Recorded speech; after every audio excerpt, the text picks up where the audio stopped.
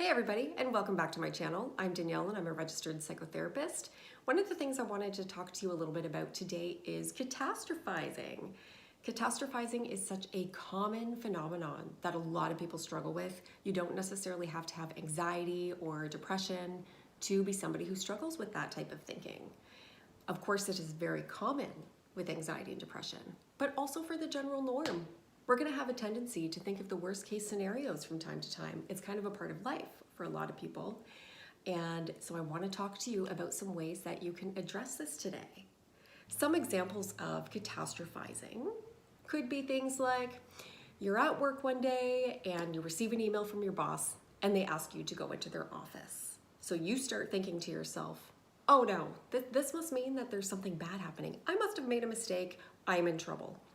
This is a very common thing that can happen at work.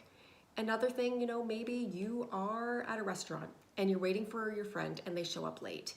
You might start throwing that out of, start thinking about the negative, any negative generalizations that might come up, such as, oh my goodness, they just don't think I'm important. I must not be a priority in their life, right? You start thinking about the negative things. Or maybe you're at home one day and you're hoping to make a wonderful meal, but for whatever reason, you make a mistake in the recipe. And then you start to think to yourself, I can never do anything right. These are very common examples when it comes to catastrophizing. One thing that I find clients do a lot of is they have a tendency to believe their thought as true. So whatever their mind is telling them, they have a tendency to give into that thought and say, oh my goodness, this must be true. This must be something that's going to be happening.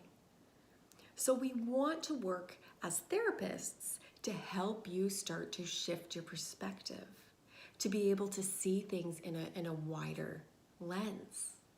De-catastrophizing is generally accomplished through an element of self-discovery.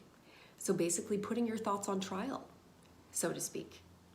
So let's use the example of your boss calling you into their office one day and you start to think to yourself, oh my goodness, I am in trouble for whatever reason. I must have done something wrong. Write that thought down. It is a thought that your mind is telling you, right? It's not necessarily something that you created yourself, but your mind is giving you this thought that you've done something wrong. Okay, fair enough. Maybe you did. Maybe you didn't. This is your time to kind of analyze whether your thought is accurate or not, or whether we can create a new explanation for something. So on a piece of paper or on your computer, write down the thought that you're having, your initial thought. And then what you're going to do is start looking at evidence for the thought that you have. Right? There might be things that you have done. This is a natural part of life. We all have jobs where we make mistakes. We can't be perfect. So you want to look at things that do support that thought. And sometimes this is where clients get confused because a lot of people will look at hypothetical things here.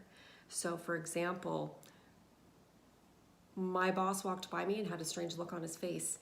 That must mean he must be upset with me for whatever reason. That is a hypothetical thing. That is not necessarily the reality. You don't know for sure if your boss is upset with you or not. So you want to write down things that you do know. So for example, I was late last week on Wednesday to work. That is a fact. Write that down on a piece of paper. You could also write down things like, I accidentally wrote the wrong fax number down. Right? Those are facts of things that do support your thought of I must have made a mistake, right? And then beside that, you're going to write down evidence against that thought as well. Again, you're going to rely on facts for this. And this can sometimes be really hard for clients because when we are anxious about something, when we are feeling depressed about something, we do have a tendency to see through a certain lens, a narrowed view of kind of what's going on. So you want to ask yourself some questions to help you with this process. So things like, what would my colleagues say? about this. How do I get along with my colleagues? What did my performance review look like? What kind of things has my boss said to me before? You know, and you can also ask yourself, has there ever been instances where I have been called into an office before and been in a similar situation? And you know what, maybe the answer to this would be yes. And if that's the case, also ask yourself, how did I handle that? Did I cope with it? For example, you know, if you in a past job had been called in to the office because your sales quotas weren't high enough, that might be really disappointing at first, right? And it might lead you to start catastrophizing down the road because at that point in your life you did make a mistake, but it doesn't mean that it's always going to happen. And that other thing is you were able to cope with that as well. So you learned some new skills to be able to make those sales quotas, and you ended up doing better. So there's a lot of different facts that can support a different view, and that's what you want to do with this kind of exercise, is be able to look at new perspectives. And then afterwards, look at both of these, look at all of these facts, and try to come up with a new explanation, right? Is the only explanation that you were called into the office because you're in trouble for something? Or could it be something else, right? So base it off of what you have already focused on, right? So yes, I could be in trouble, but at the same time, based on my performance review, I am actually doing a good job at work. And if I am called in for something, I know I can handle it in the future, right? So you're offering yourself a new explanation for what has been going on. Another way you can look at this exercise is basically you're being a defense attorney, a prosecutor, and a judge by looking at all of this evidence at play, right? So kind of look at it as putting your thoughts on trial, so to speak. Is the thought that you're having, is it accurate or not? Or are you going to be able to, you know, examine this in the court of law, put your thoughts on trial? And that's what you want to do. You are not your mind and you are not your thoughts, but your mind will feed you a whole bunch of information. You do have a big imagination.